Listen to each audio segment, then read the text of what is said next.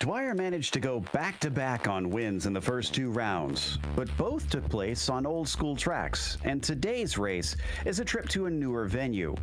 Will he find the same success? We'll find out soon as we get ready to watch round 3 of the Turn 2.0 Flying Huskies, and you'll see it all live here on the Global Sim Racing channel. Hi, I'm Joe Peak, and with me in the booth is DJ Clark. Behind the scenes is our director, Sean Crackers Ambrose, and he's using cameras provided by Dougie Beard.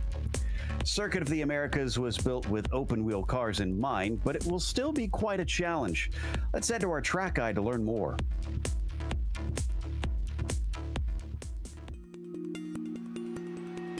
Welcome to Circuit of the Americas. The cliche of everything's bigger in Texas rings true for this track in the Lone Star State.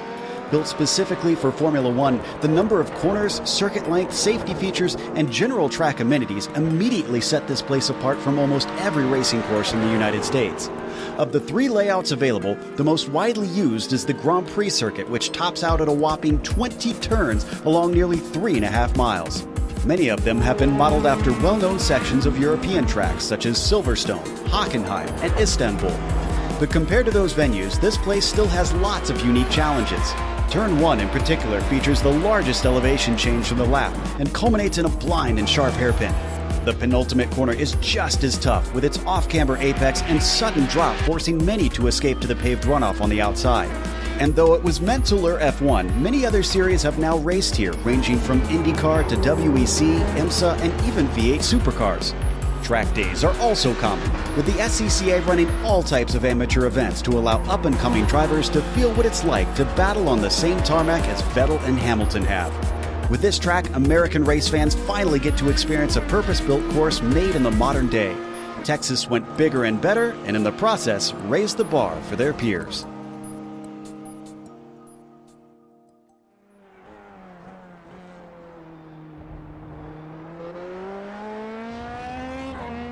Race fans and open-wheel race fans have seen IndyCar here, they've seen Formula One here, but today, DJ, we're taking these Dallara Formula 3s to Circuit of the Americas. We are indeed, Joe, and a lot of the same problems that we talk about when you see those top-level series come to COTA will be present in these Formula 3s. Yes, they have a little less power. Yes, they have a little less downforce, but the tricky areas of the track are going to remain the same. Specifically looking at that 3, 4, 5, 6, 7, 8, 9 complex, that sort of Maggots-Beckett's reminiscent complex that you see coming off of Turn 1, it's going to be very, very difficult. There's going to have to be a little bit more braking applied in these cars to try to get there all the way through there correctly, and it will be very challenging. Some of the double apex and multiple apex corners then through Sector 3 may also throw up some challenges to these lower downforce cars. But overtaking will be possible here. There's definitely a good run up to Turn 1, going up that epic and iconic hill that we always love to see here at COTA. That's going to be a great opportunity, and I think based off the fact that these cars are dealing with a little less horsepower than we're used to, you may want to time the draft going down into Turn 12 a little bit differently than you would think, because I think there's a real possibility if you make the pass too early, you will be passed again going down the backstretch. Something to watch out for sure. Before we get to the racing, we want to talk about some of the sponsors for this series, including Norsled. Norsled is a nonprofit animal welfare organization dedicated to rescuing, rehabilitating, and finding homes for unwanted, abandoned, and abused husky dogs. Today, every Flying Husky Racing track day or car event benefits Norsled, with a portion of the proceeds donated to them. Even if you can't adopt, you can still help and ensure care for these amazing animals through your support. Save a Husky. For more information, contact Todd Curtis at Flying Husky Racing through email at todd@flyinghusky.racing. Flying Husky Racing is a car club based in the Pacific Northwest that delivers premium track days and car events for automotive enthusiasts. FHR is dedicated to safety, development, and building community among members and participants. Find out more on the web at flyinghusky.racing. Flying Husky Racing, track days are the best days. And there's Turn 2.0 Drivers Club. It's a car club based in Northern California and founded in April of 2020. The club runs approximately 20 private days a year at Sonoma Raceway and Thunder Hill. It was created as a private exclusive membership club designed for and by race car, track day, and racing enthusiasts that share like-minded values. These include safety first, camaraderie, fairness, diverse interests, love of cars, and a desire to learn and grow as drivers on and off the track. Have fun, be safe, and go faster. Now, let's take a look at the points so far. What we've got is 2 races are in on the season, even though this is our first one of coverage. Dan Dwyer took the pole in both and the win on both, but it is very tight behind him. Second and third split by a single point, and then it's only 2 more back from third to fourth with Anderson chasing down Pansgrau. We've got Carpenter back there, about 3 more points back in fifth. So Dan Dwyer might look like he's running away with it, but everybody else is still very, very tight, trying to keep up with him and keep it close. Meanwhile, DJ, I believe you have the race details for today. What are we looking at? Well, we are officially racing the Texas No Rex F3 Throwdown here at COTA. As you said, we are going to be doing the Dallara Formula 3 cars, and right now cars are out on track for a 10-minute solo qualifying session. So no use of the draft for these guys. They are going to be out there virtually by themselves. We will then set up for a 20-minute race, and during the course of that race, a fast repair is available if these guys suffer damage around this spectacular Circuit of the Americas track. Looking around at the qualifying, I think some of our drivers might not get all 3 laps in because a few have yet to set one. Curtis, Hollers, Smith, Carpenter, and Osterwinter. It looks like Marcus actually in the number 10 just set his first time. We're watching Carpenter in the meantime. His first lap, good enough for 6, a 2:09.7. It does take a while to get around in these little F3 cars. It certainly does, and it's not just the horsepower, Joe. Really and truly, what makes these cars a lot slower around here than their big Formula One brothers is we watch Dan Dwyer coming across the line for only the 2nd fastest time there. But the thing that makes them a little bit slower is the lack of downforce. They just can't take these corners nearly as fast as the Formula One or Indy cars that we are used to seeing around here. So that tricky Sector 1 as well as Sector 3 really cost some lap time. Right now, our provisional pole sitter is Dave Anderson, trying to topple Dan Dwyer, see if he can get a quicker time. There's about a 10th and some change between them. Watching Pansgrau come across, and on his second lap, a 2:04.8 is just mildly quicker. That's good enough for 4th place. Hollers still looking for a clean one. If you go off track here in iRacing, your lap does not count. You have to stay within the track bounds for it to count. Curtis did get a clean one in, 2:05.5, but that's going to be his only lap, unfortunately, as he is out of time to complete another one. He is. We watch Maurice Smith trying to put that time down to get on the board, and it is very easy to run wide here, Joe. There is a lot of room for runoff, and it can tempt the drivers over, as it looks like Maurice able to get that time. No, it was not. Dave Anderson improves fastest lap there, a 2:02.9 for Anderson. Big jumps. He now has a full second ahead of Dan Dwyer. So can the number 7 respond from here? We're going to watch Sheldon come across the line in his final time lap. No, he's going to abandon it as he comes into pit lane. Yeah, just not feeling it out there. He's starting 5th, so pretty much dead middle of the pack. We watch Dan Dwyer here working his way around the track. This is the last couple of corners. This is not IndyCar. You can't run that corner wide. 1 corner to go. Can Dwyer get himself back on pole? As he comes to the line with a 30-second gap to spare. It's a 2:03.2. That's quicker, but that's still 0.2 off of Dave Anderson. Oh, mighty close between that pair. What about Kurt as the number 4 comes around on his final lap? Oh, but that was an off track, so that one's not going to count for him, unfortunately. Only other car behind him is Dave Hollers, and he just went off track. So that is going to be everybody, because we do not have enough time left for anyone to complete these last few corners. All right, that means that our grid is set for today. Let's go through that starting order. Dave Anderson takes the pole away from Dan Dwyer, who has started on the pole for the first 2 rounds, but he's not going to make it a hat trick. However, he will be on the front row. Matt Murray will begin in P3 with Kurt Pansgrau in 4th. And then rounding out the first half of the field on the inside of row 3, it'll be Rick Sheldon. To the outside of him will be Todd Curtis in 6th, followed by Grant Carpenter in 7th, and Marcus Osterwinter will be 8th. Then Dave Hollers and Maurice Smith making up row 5. Neither driver able to complete a clean lap here today. As we let them grid up, it is a standing start here today. Should be interesting. See how these drivers fare. 20 minutes, so we're looking at just under 10 laps, most likely. A 9-lap race around here at Circuit of the Americas. Just a few more that need to make their way out there of our 10-car grid. And we head off for round 3 for the Turn 2.0 Flying Huskies. I think just waiting on Sheldon and Smith to get out there, and as they pop themselves on, Sheldon and his wonderful guitar livery car is the last one to remain. Anderson probably eager to go up there at the front, excited to get this race underway here at Circuit of the Americas.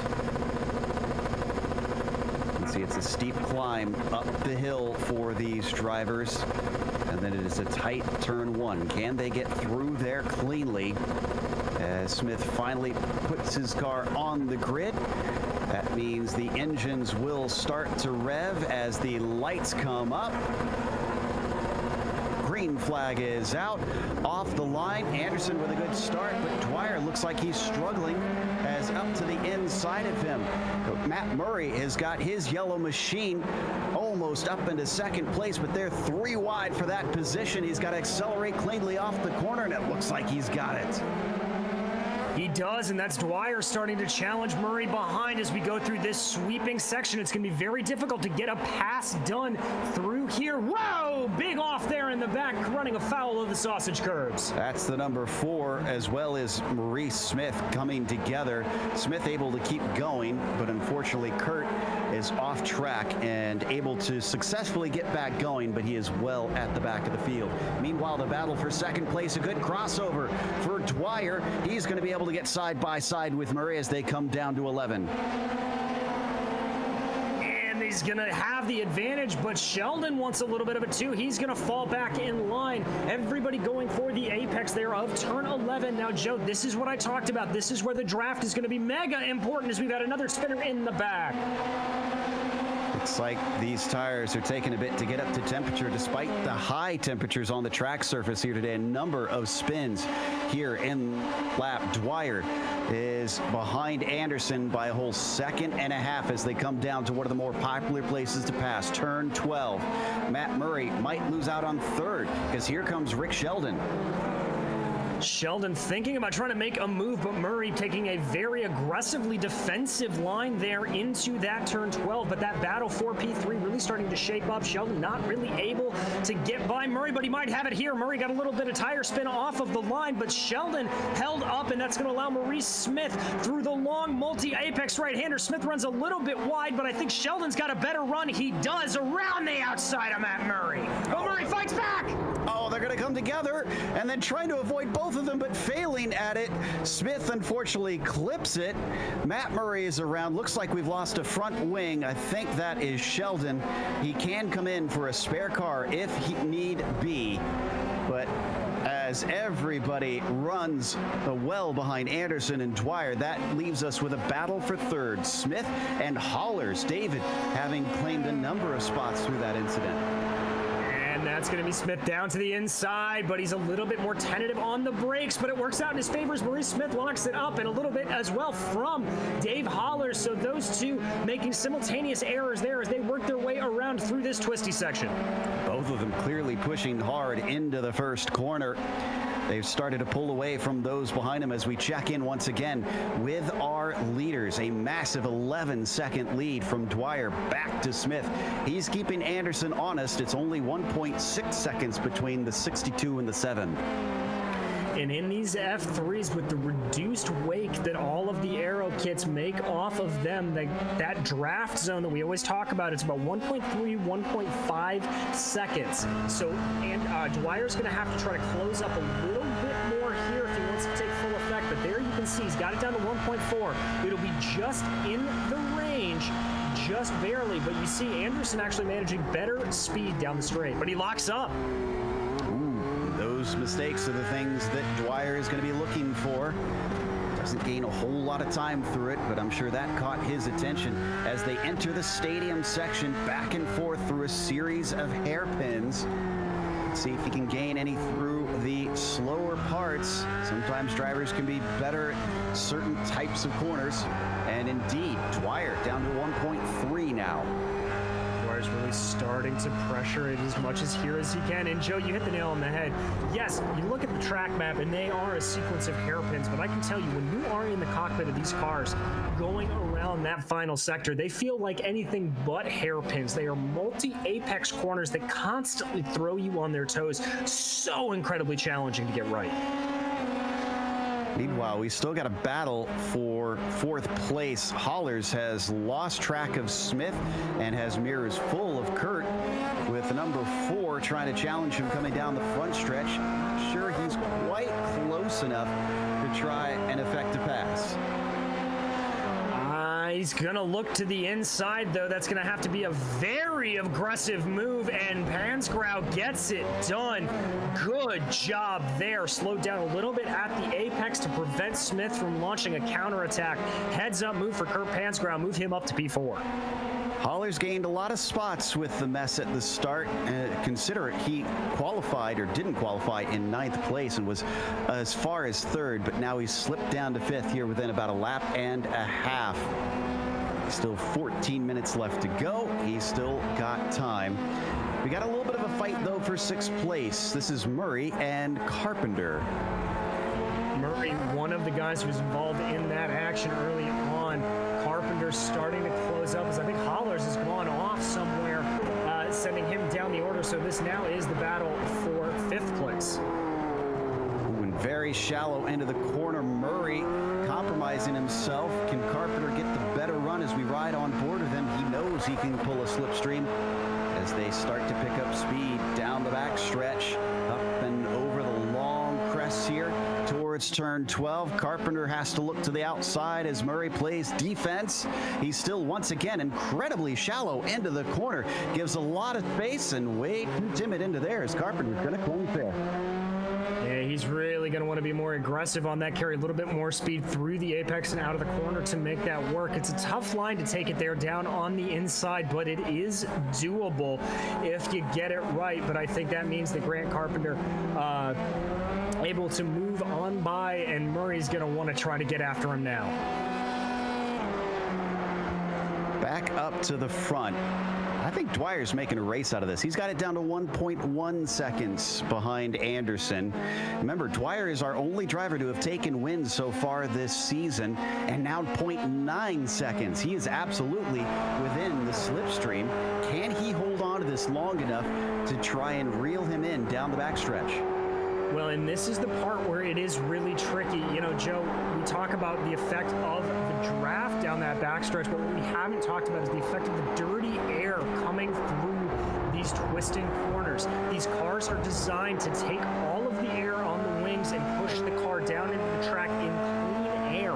They are not designed to do it when they are following in the wake of another car with disturbed air, and you can see there that gap extending back out to 1.4 seconds for all of them. just outside of the range. So let's jump back because the battle for third is much closer, and they're about to hit the backstretch as well. This is Smith and Pasgrau as they, big lockup on the inside tire from Maurice Smith, though, and that will absolutely put Kurt all over that rear wing. He will. Now, Kurt's got to be a little bit careful here. He doesn't want to give an opportunity to get that fight back draft like I talked about, and that's exactly what Smith is going to do. He's going to tuck up behind. Now, if he can be later on the brakes here, looks like he's a little far back. Closes up a little bit during braking, but that's Pangrau out braking himself around the outside. Kurt's going to hand it back. They almost come together down into the stadium section, but narrowly avoids disaster. Smith back up into third as they weave their way through some of the slower corners on this track. It starts to pick up through the long triple apex right-hander and way out to the outside. Kurt struggling, but then he tucks it back in, looks strong off the corner, regains some of that time. But he misses the apex down at turn 19. Yeah, and that's an area that you really want to try to get that right, but we're going to jump back here to the battle with Matt Murray and Grant Carpenter. I told you this one wasn't going away, and I was right. So there we go. Carpenter behind in P6 in that bright pink car, chasing down the banana machine of Matt Murray in fifth place. A little too greedy on the throttle. Carpenter sends it around. And we've had a problem with Anderson. Anderson's off track and upside down.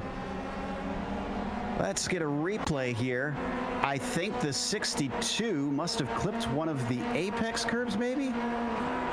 That's the only logical explanation I can think of, Joe. Oh, no, he just lost it coming around the outside. Momentum carried him up and over, and I am not a mechanical expert, but I don't think the car is supposed to be that way up.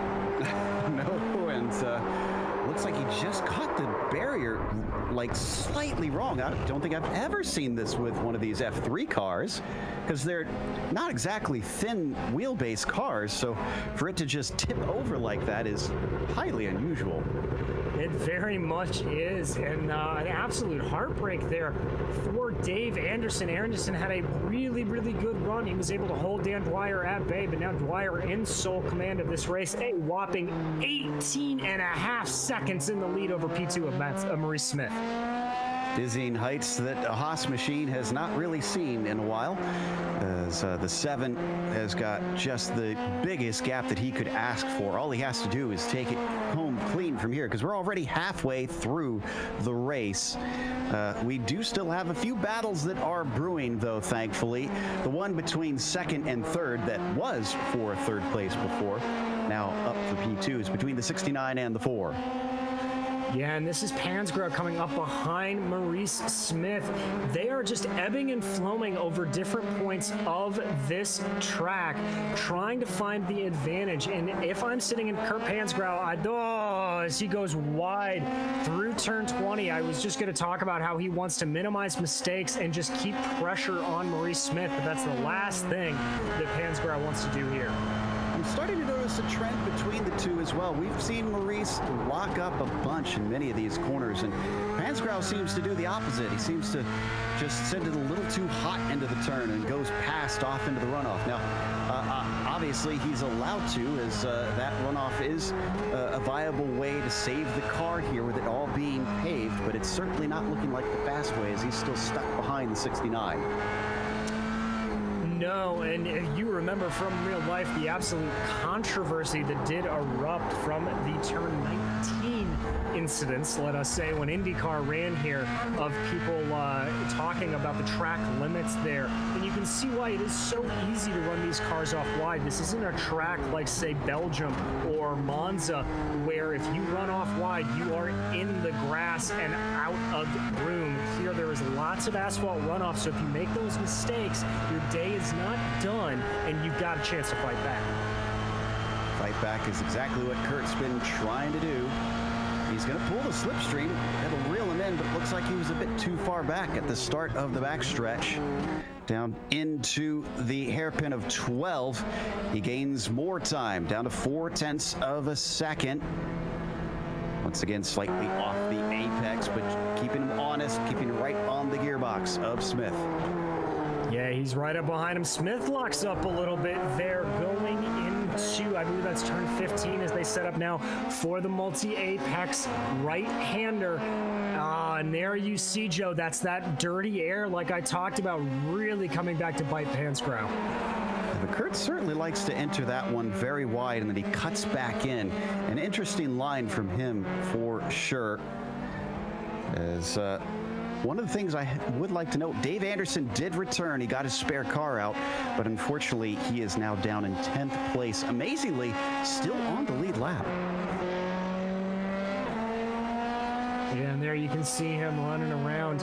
Yeah, he has a minute 46 gap up to the lead, so I think that's a little unassailable here with just under 7 minutes to go. But kudos to Dave for getting the car back out on the track and keeping up the pressure.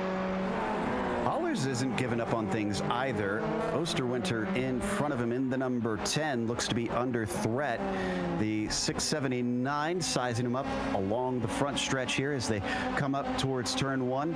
We've seen some passes from way far back so far today, but I think this is a little too far back, although off the corner, Marcus struggling to get it woed up, can't find the apex. It looks like he's going to slow up and let Hollers through. May also have been a off-track penalty there for him running the, let us call it the Nico Rosberg line through that first corner. Now they're being joined by Rick Sheldon. This is for position as he closes up on the back of Marcus and Todd Curtis. So cars all tight together here in the midfield. Sheldon on a return drive up through. He's going to be able to take the spot, get himself into 6, and yet another one give it away as Marcus is slow down into 11. Curtis now gets himself into 7th. Not really sure what's going on with Marcus's car there. It looks like he's just running a couple miles an hour slower than everybody else on track. So very bizarre to see him fall like a stone like that through the order. Could be just trying to get to the end. We have seen it's been troublesome trying to get off some of the corners through here, and multiple drivers have spun it already. So maybe that's just survival instinct, thinking I just need to keep it pointed forward and I can't fight too hard right now.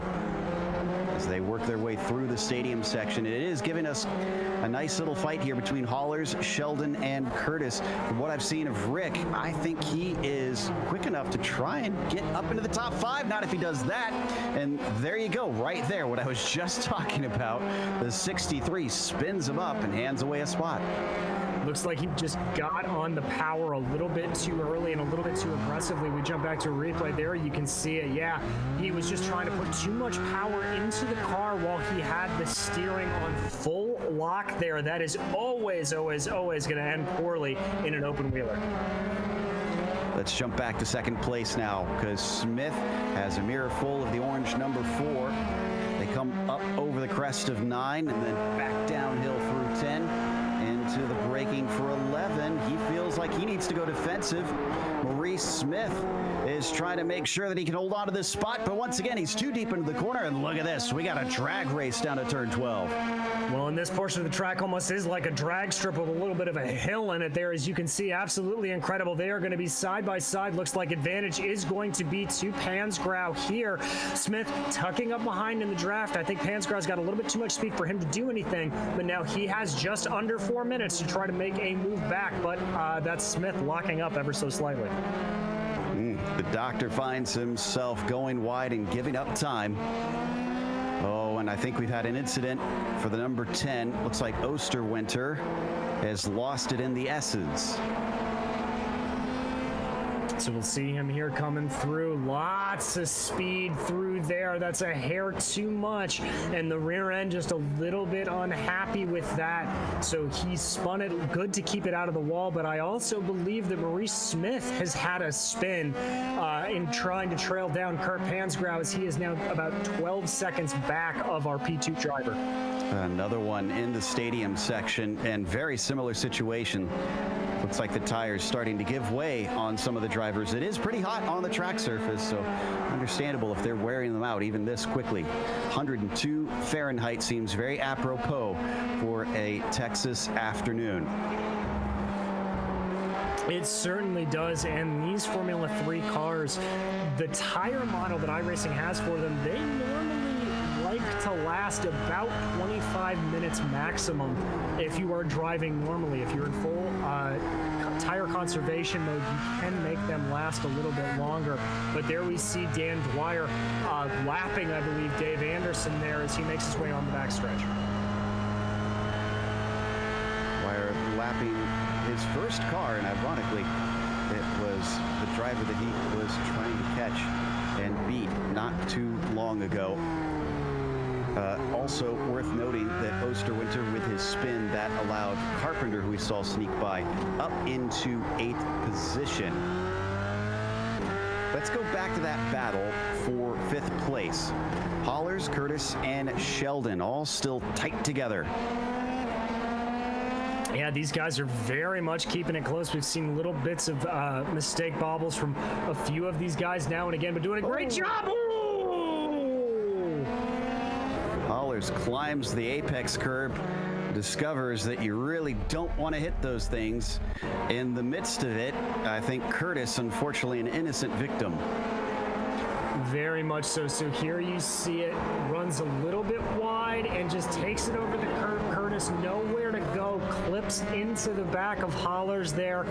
As you said, Joe, Curtis just an innocent bystander in that situation. And a reminder, all these drivers do go out and race in real life, run in real life on tracks such as Sonoma and Thunder Hill. So I have a feeling that even though that's a disappointing way to end this race, they're probably happy that there's no repair bill for a unfortunate shunt like that. Dan Dwyer, in the meantime, has a spick and span car. The number 7 has already taken the white flag, just has about half a lap to go, and it's going to be 3 for 3 for this guy. Yeah, Dwyer absolutely putting on a clinic today, deprived us of a little bit of a battle, obviously, courtesy of David Anderson's spin there, but Dwyer proving how you win races here, Joe. It is absolutely about consistency, consistency, consistency. You can put in the fastest lap of the race, but that doesn't matter if on the next lap you're in the wall. The man from Bothell, Washington, has been the guy to beat this season. He's got 25 seconds over Kurt Pansgrau. And Kurt himself certainly had his fair share of mistakes, but also had a lot of fighting to deal with in his battles on track. But I'm sure he'll be happy with a 2nd place today, especially considering the competition he's been up against in this incredibly fast driver. And so far, Dan Dwyer has just been sweeping the field this season. He comes out of the stadium section. Curtis's damage, by the way, seems to have been too bad after that clipping in the incident we saw in the replay, so he's had to take a tow. He's not going to be able to finish this race, unfortunately. Dan Dwyer will finish. He'll be the first to finish as he looks for the checkered flag coming out of the final corner. The number 7 takes victory here today at Texas. An absolute masterclass from Dan Dwyer, and there you can see in a bit of cruel irony behind him, that was Dave Anderson crossing the line to finish in P9. But we ride on board with Kurt Pansgrau, your 2nd place driver, as he navigates his way through the last 2 corners. Nice day from the number 4, who started in 4th, but he's going to have that number. He'll take a 2nd place finish, and then behind him, Maurice Smith, who was fighting with him for much of the race, unfortunately gave it up after a couple mistakes and has to settle for the final step of the podium. The doctor finds himself still able to spray the champagne, though. He does, and that is another testament to racing. If you get knocked down, you got to keep going, but we're going to follow here Matt Murray as he navigates his way through turn 19 and into turn 20 in that banana machine as he comes onto the main straightaway to take 4th place. Nicely done. And One thing that we should mention as well is Rick Sheldon now comes across the line. Smith also went from 10th to 3rd. A great job from the 69 machine for sure. Everybody behind him generally finished right about where they started. Last of our drivers on the lead lap is going to be Osterwinter. After his spin, he collected it, got it turned around, is at least going to be finishing this race under his own power. Now, as I say that, actually, it looks like Todd Curtis got the car going and did not lose his lap. Indeed, the 72 is going to come to the line. Interesting. There you go, Joe. We talk about it a lot, that finishing on that lead lap is a massive confidence boost for a lot of drivers, and Curtis doing exactly that. Massive, massive credit to him for getting in and getting back out to cross the line here in P8. That's going to take us to a quick break here on the Global Sim Racing channel. We'll come back with the unofficial results as well as driver interviews after this.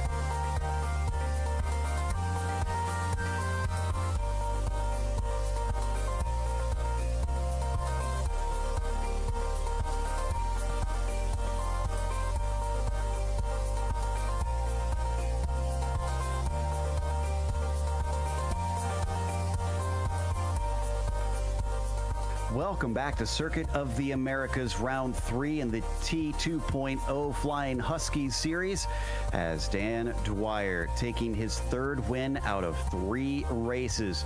Kurt Pansgrau finished in 2nd behind him, about 26 seconds down the road, with Maurice Smith going from 10th up to 3rd. Matt Murray took 4th today, and then on the back of the first half of the field, it was Rick Sheldon finishing P5. In P6 was Grant Carpenter, followed by Marcus Osterwinter. Todd Curtis able to repair damage and finish on the lead lap in P8, followed by our early leader and pole sitter Dave Anderson in P9, and Dave Hollers finishing behind him in 10th. So as we pull Dan Dwyer into here, he is 1 second. There we go. Just helping my producer out there in the chat as we're trying to pull him in. He took another victory here today. And Dan, congratulations. It for a second looked like you weren't going to get that hat trick, but persistence paid off. Yeah, thank you. Yeah, that was good times. So you started this one from second. So this is the first time you didn't start from pole. Did that kind of stick in your mind at the start? Did it worry you at all? I mean, so in practice, people were setting super fast times. So I was actually pretty happy to get P2 in quali. I think like I was practicing with cold tires and the practice, and I think that helped. So it made me competitive for quali. I was happy to get a P2 again. Everybody was setting some pretty fast times in the practice. And then on the actual race, Dave was also setting awesome times, and yeah, I don't know that I would have been able to close the gap if he didn't have a mistake. So yeah, I was pleased with the win. See that you've got a nice homage to Husky Racing, of course, on your car. Any special connection there, or just a favorite team? So I feel like I want people to know that I either might be like Roman Grosjean or K-Mag, but in either case, they probably want to give me a little bit of safe distance. That's the reason why I run that livery. Not the response that I expected, but fair enough. Again, congratulations on the win today, sir. Is there anybody you'd like to thank for this one? Yeah, just thanks to my sponsors, Flying Husky Racing, for supporting the league and giving me an opportunity to race. Great stuff. That was Dan Dwyer. As it looks like we now have DJ Clark with Kurt Pansgrow. Hello there. Well, how you doing, Kurt? A well-earned P2 fighting your way up through the field today. Thanks a lot. It was a tough battle. Started out and last after I spun out in the spins or the S's there at the starting lap, and slowly but surely everybody else kind of spun in front of me, and I made up ground. Well, I wouldn't attribute it to just spinning. You were putting some good moves there on, guys. Talk to me about sort of the mentality you had to get through to, have that early spin and then just sort of buckle down for the remaining laps to get back up to the podium. Yeah, my whole goal was just take the first lap super slow, and I don't know, I lost grip and kind of freaked out because all the cars were next to me, and it just didn't go so well. And then I got it in my head and just took with it the next laps very smoothly and cautiously until the tires warmed up, and then I started putting down some better laps. Well, you read my mind about that third question I was going to ask you, which was about tires. It was a very hot track today. I was kind of speculating that you may be dealing with a little bit of tire wear, everybody across the board near the end of the race. That concern at all? I didn't notice that so much. Everything, actually, the car kept getting better throughout the race. Well, excellent. Then I was proven wrong by you. I always love to hear that. So anybody you need to thank on your way out tonight, Kurt?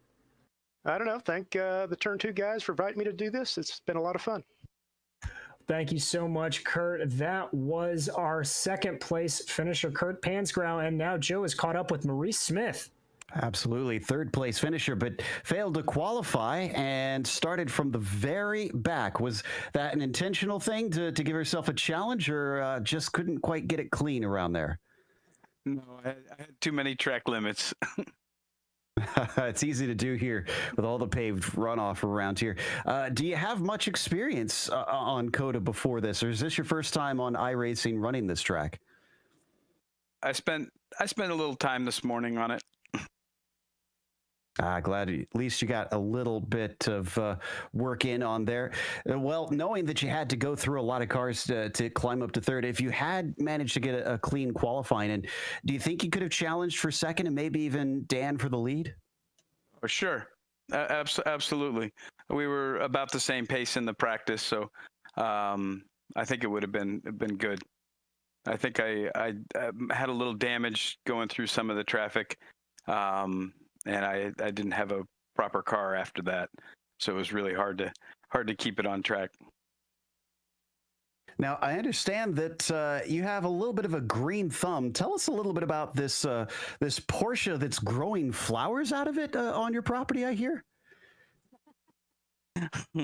I have a planter. Yeah, it's an old 912, and I made it into a garden.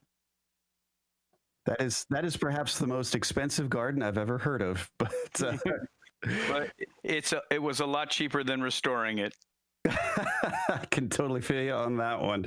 Well, congratulations on managing a podium finish here today. And up next, we've got the rest of the group, the other 7 drivers here joining us today. So I guess we'll start with Matt Murray, since he finished in 4th. Matt, just off the podium after starting on the podium. Is that a disappointment to you, or are you satisfied with 4th? I mean, I would have liked to have got 3rd, but it wasn't going to happen. I don't think I was quick enough. It looked pretty difficult as well out there. A number of drivers dealing with a lack of grip.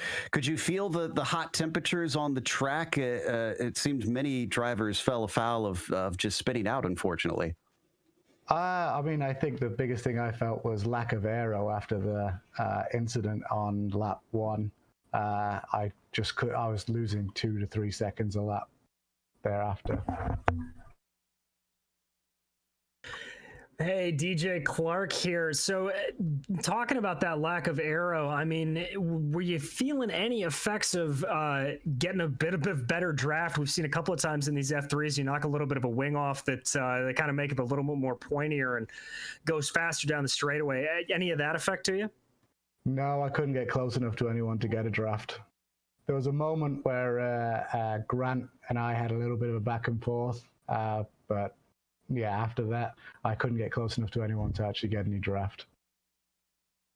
Gotcha. Well, I want to turn and ask a question to our pole sitter here, Dave Anderson. Joe and I were both speculating during the course of that race. That's one of the most sort of freak flips we've ever seen, and very heartbreaking for you, man.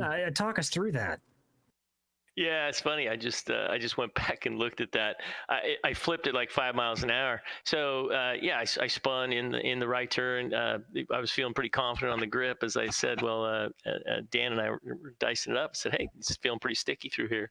But yeah, I spun going around the right hander, and I was just trying to keep it off the wall. So I just kind of turned my wheel a little bit. It hit the wall, and then somewhere the sim decided, even though I was only doing 5 miles an hour, wasn't really anywhere near the wall. It just said, I'll flip you. So it flipped me on my back. So I couldn't do a fast fix. I had to tow. It was like a 3-minute tow. So yeah, day was over, unfortunately, but my fault. Dan had me looking in my mirror. I was nervous. I was like Nancy Pelosi walking through an NRA conference. It just felt kind of weird. Well, I have to say, I mean, it looked like you had the pace for Dan for the majority of that race. Obviously, wishful thinking world, that hadn't happened. Do you think you could have been able to hold the now 3-time winner at bay? Dan has proven over and over that he's very consistent. And so, he just sits back there and he waits for a mistake. And we were both running in that sort of 203. I was trying to get down in the 202s like I was in practice and qualifying. But, I don't know that I could have held Dan off. We were seesawing about a second apart. There probably would have been a time where, he might have been able to get me. He seemed to be getting better every lap. Which is why I was pushing it through those corners. I figured I better, I can't just sit on my haunches and a 203. I need to get another second off. So anyway, good race. Wish I didn't go out upside down, but fun time. Well, while unfortunately Dave wound up a little bit upside down, a driver that still looked like a rock star no matter where he finished was Rick Sheldon. Rick, talk to us about this paint scheme. Our producer in particular seemed very into it. Yeah, well, as a little kid growing up, that was kind of one of my rock heroes, and I've been playing guitar since I was a kid, and I'm still trying to sound anywhere near half as good as him, but I at least figure my car can look as good as his guitar, so that's what that's all about. You and Murray and I believe Osterwinter was involved in there for a bit. You guys all had a very good fight in the middle of the race. Talk to us a little bit about that, because that looked like a lot of fun. It was. I felt really good about where I was in that race. I thought I had a good shot at a podium, and I still want to go back and look back at what happened on that first lap with Matt and I. I had a good start, and I have had really struggled with my starts in this season. And so I was like, wow, I got a good start finally, and moved up the pack and felt like I was rolling along, made a pass there. And even in my mic, in my radio, it was like, I can't remember, I think it might have been Kurt said, hey, that was a good pass. And then the next thing I knew, I'm flipped around. Luckily, I was right near the pit entrance. And another thing I did differently than in past races is I slowed down entering the pits and didn't get a black flag, strangely enough. I actually been practicing that. Got in, I had a 5-second repair and got back out in 10th place.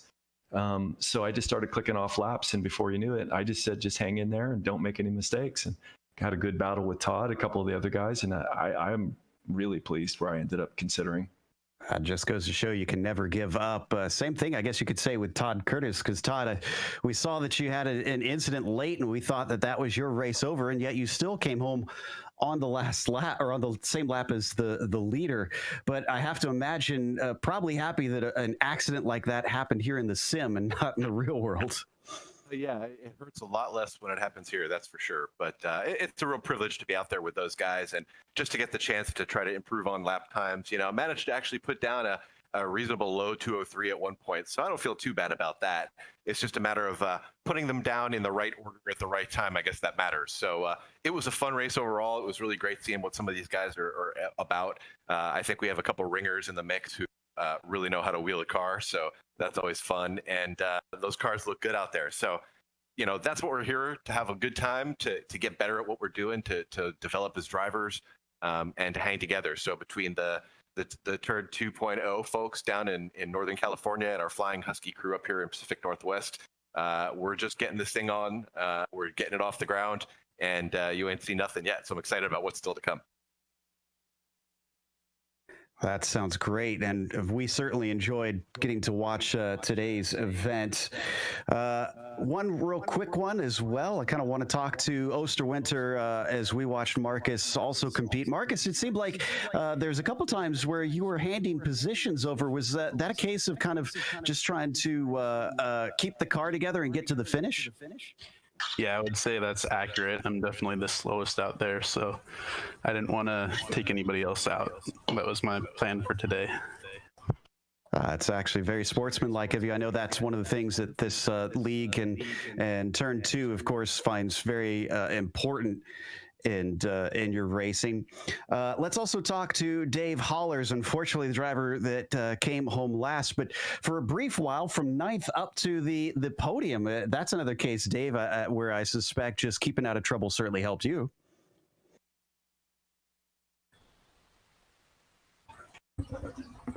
Looks like might need a little help for Dave Hollers on his microphone here as we try to get that hooked up.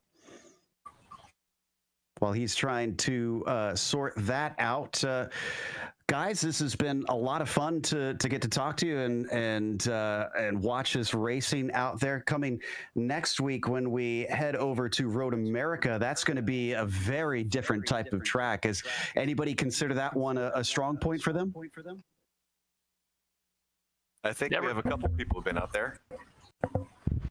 Yeah, I don't know if driven on Road America.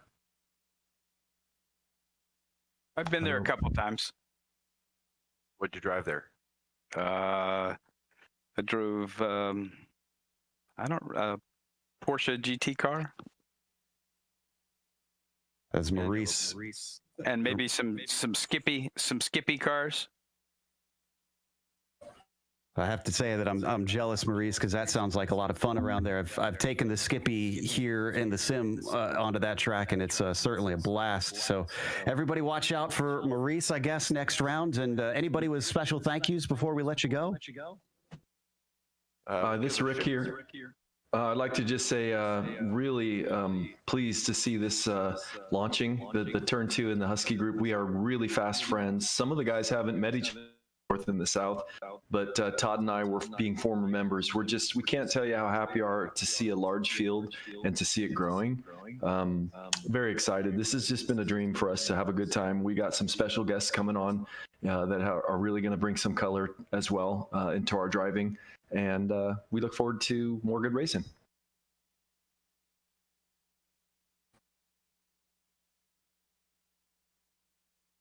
We're looking Thanks to the Global Sim Racing Channel for the great work, and appreciate all your time today, guys. Oh, well, thank you for the kind words, Dave. That, of course, wraps up our interviews here at the end. So we're going to give our thank yous as well, starting off with Norsled. Again, if you want to get a hold of Todd Curtis, you can reach him at todd@flyinghusky.racing. And then, of course, Flying Husky Racing. They are at the website flyinghusky.racing. And of course, Turn 2.0 Drivers Club. Thank you to all of them for helping make this happen. But also thank you to the companies that provide the software and the hardware for our broadcast listed here on your screen. Additional thanks go to June Lalonde, who provides our wonderful music. Her Bandcamp is listed down there at the bottom. But thanks to the team today as well, DJ, Sean, and Dougie. If you'd like to find out more about GSRC, including upcoming races, you can find it at globalsimracingchannel.com. Also, check out our social media, which includes Twitter at GSR Channel, Facebook at Global Sim Racing Channel, and Instagram at GSRC_Graham. If you'd like to support us, check out our merchandise store. It's at gsrc.storeenvy.com. We've got a link in the description below in case you don't want to have to type that out. Just click that, and it'll take you right there. Before you do that, though, make sure and subscribe to our YouTube channel. Just click the big red subscribe button. You won't miss a moment here on GSRC. As we mentioned, the next round at Road America, that'll be Tuesday, February 9th at 11:30 p.m. Eastern. But we also have upcoming races for other series listed on the screen, so check those out and mark them down on your calendar. Until next time, race clean, race hard. See you on the track.